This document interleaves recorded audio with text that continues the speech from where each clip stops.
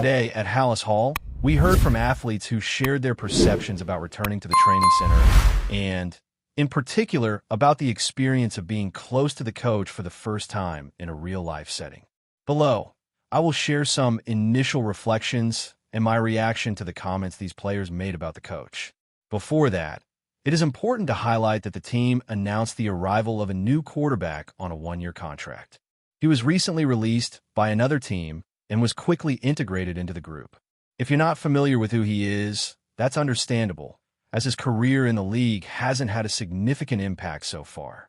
He played college football at a renowned institution, and interestingly, his story was portrayed in a series showing the reality of athletes seeking a new opportunity.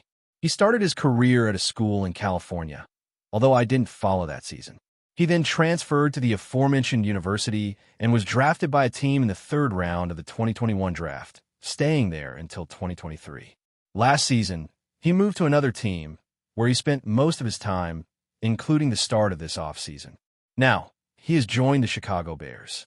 In a quick analysis of about 20 seconds on him as a player, he is a tall cornerback but lacks the fluidity necessary to be a starter or even a qualified backup. This is evident from what we've observed of him both in the preseason and the regular season. His performance, based on available metrics, accurately reflects who he is, a tall player, standing 6 feet 4 inches with arms nearly 33 inches long. The defensive coordinator played a crucial role in this choice, looking for a profile similar to a player known for his qualities. His speed is acceptable, slightly below 4.5 seconds, but when we analyze his traits, the lack of agility stands out as a major limitation. Having this fluidity and quickness is essential to play cornerback in the league, and he simply doesn't have the agility needed, often being beaten on plays. I believe there was a search for a profile similar to that of a standout player. The straight line speed is adequate, but his agility characteristics are quite limited, and it is crucial to have that fluidity and urgency to play corner in the league. He struggles in double plays and doesn't have a necessary explosiveness. Therefore, he has mostly been used in special team situations. I've always wondered if he could play safety, as he shows reasonable ball skills, and with his height, perhaps he has the ideal size for the position. However, I'm not sure if any team has considered this alternative before. Looking at his career statistics, he has 1 interception from a few years ago and 5 defended passes. As I mentioned, his ball skills are acceptable, demonstrated in the university where he played. However, the speed and athleticism of the receivers he faces in the league are something he simply cannot keep up with. So, we are in the offseason, and there is a roster of 90 players.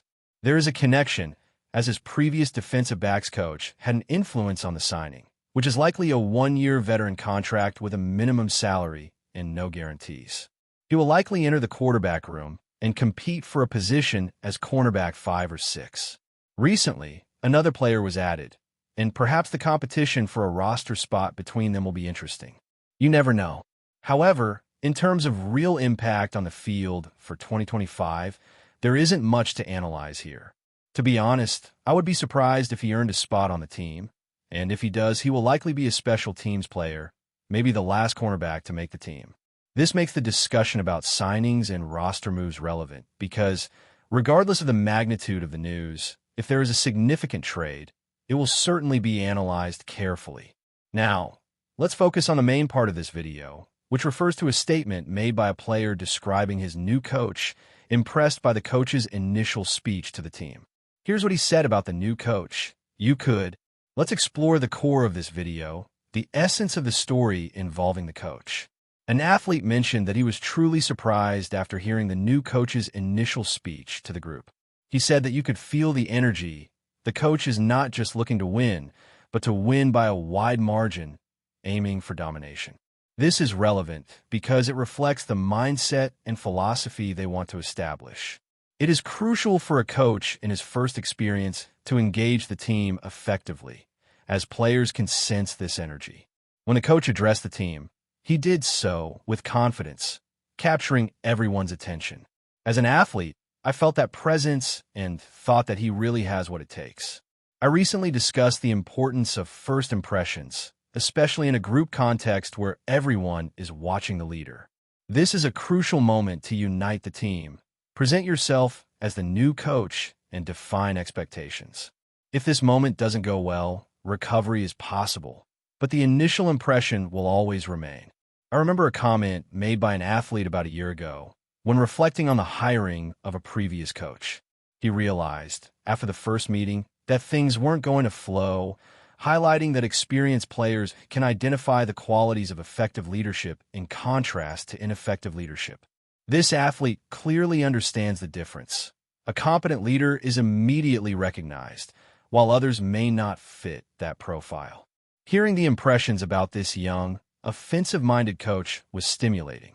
He commented that, despite the first impression of the coach as someone more reserved, he definitely knows how to command the room and guide the team. Seeing an experienced linebacker, someone with a solid defensive history, being impressed gives me confidence that, beyond tactical knowledge, the coach has the leadership qualities the team needs. How can he take control of the situation? Will he be able to lead effectively? A player with 7 years of experience seems to think so. He was impressed, which sparked a sense of excitement and confidence in me. Beyond tactics, perhaps the leader this team has been searching for is truly in charge. I'm very excited to hear this. Soon, we'll have the perspective of another player, but before that, it's worth mentioning an accessory that provides an exceptional experience for the players. Do you remember the excitement of starting your favorite game for the first time? Do you recall the nights spent playing, the memorable achievements, and the energy of the lobby filling up with friends? I myself spent hours playing until dawn, and there's nothing like that experience. Playing wasn't just an activity, it was a way of life, and good equipment made all the difference. I wish I had a more modern model back then, but now I have access to it. It's like returning to the golden age of gaming, but with enhanced audio, immersive surround sound, and long-lasting battery life. No more issues with microphones and missed calls, just continuous fun. Even more interesting, while you're connected to the console, you can also connect your phone to listen to music or take calls at the same time. You can listen to your favorite songs while playing. After the purchase, they'll ask where you heard about them. It's important to support the program in question. The immersive gaming experience is within your reach now. Now, without further interruptions, it was reported that a player mentioned facing challenges from a coach. Specifically, he mentioned a test in the quarterback room, where they reviewed some points and began working together, putting into practice what was discussed earlier. On the first day, they were already being challenged, which is highly valued in this sport because everyone loves a challenge. When asked about the expectation for the second year and if things could be different, he commented that it's stimulating. This has become a frequent topic. Work needs to be turned into reality. He emphasized that there is talent and confidence in the coaching staff, but effort is key. You can't expect a team that won 5 games to become one that will win 12. The development starts now, from April until the practices, because once the games begin, the weekly focus shifts more to opponent planning. There's not much time to truly improve, as practices during this period are lighter, since the athletes are fatigued. He acknowledges that the fans are excited, which is understandable, but the focus should be on the effort in the next 6 months and the preparation for the season. This is the moment when the group needs to unite, believe in what the coaches are communicating, and hold each other accountable. It's time to dive deeper into the plays and really get into gear. For those on the outside, if you as a fan want to get excited and believe the team can go far, great. If you prefer to be cautious and think the team will win only a few games, that's your choice. It's understandable to be cautious, given the hope of past times, but I believe these players have the right mindset regarding what they need to do to reach their goals. At this point, words don't carry as much weight. It's about acting and making it happen. It is essential to be careful, particularly in light of previous optimistic outlooks. Nevertheless, there is a strong conviction that these athletes are currently in a stable mental state concerning their goals. At this juncture, discussion has limited merit. What truly matters is taking action. The objective is to secure a spot in the playoffs this year, focusing solely on reaching that milestone. Last year was filled with lofty expectations regarding the championship, but can the aspiration now be simplified to merely achieving a playoff berth? The potential is certainly present, yet its realization remains in question. Today, a player conveyed this feeling indirectly, with the underlying message being unmistakable. The time for discussion has concluded. External distractions must not influence them. A memorable statement highlighted that excitement alone does not lead to victories. If it doesn't revolve around winning, it holds no value. This viewpoint surfaced during the challenging moments of the previous season, emphasizing that each new season often brings its own set of inflated expectations. A strong start might emerge, but as previously noted, the team ultimately faltered. They achieved 4 wins, nearly claiming a 5th, only to suffer through 10 straight losses, leading to a total collapse. Now, the emphasis shifts to performance on the field.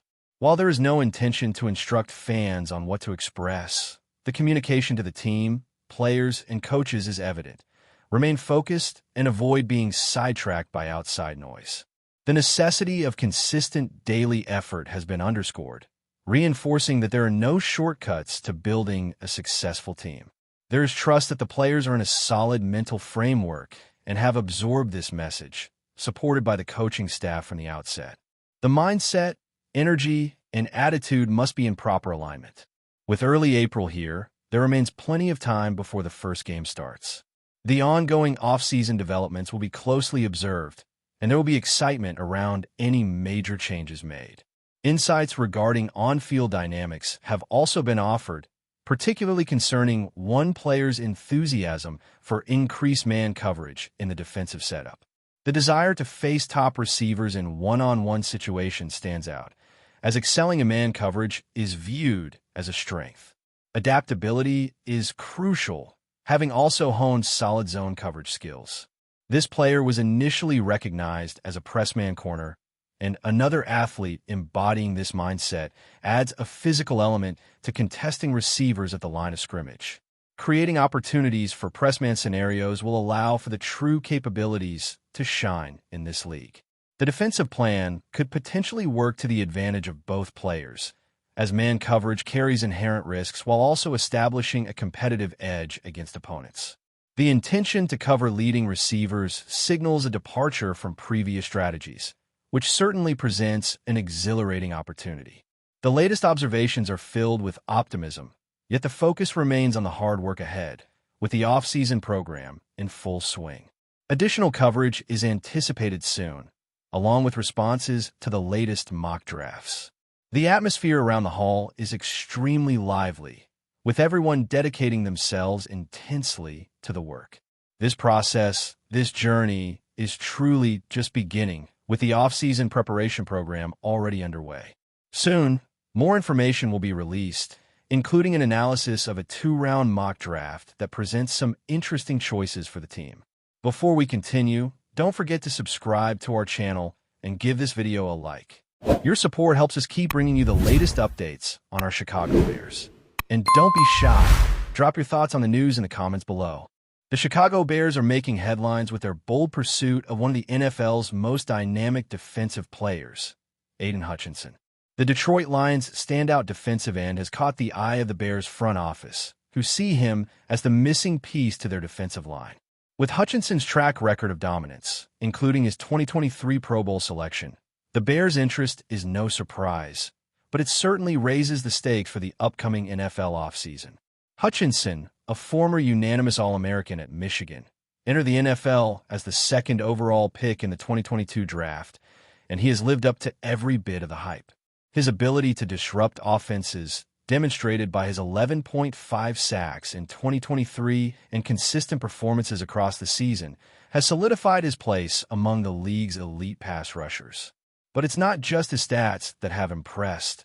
Hutchinson's leadership and tenacity on the field have turned him into a game-changer. However, the story took a sudden turn when Hutchinson suffered a serious leg injury in October 2024, fracturing both his tibia and fibula during a game against the Dallas Cowboys. The injury, which required surgery, is expected to sideline him for several months, potentially affecting his availability for the start of the 2025 season. But despite the setback, Hutchinson's potential remains undeniable. His impressive 7.5 sacks and 19 tackles in just 5 games prior to the injury showed a player in peak form, raising the stakes for any team looking to acquire him. For the Bears, a team still in the process of rebuilding and bolstering its defense, Hutchinson represents more than just a player with a high ceiling.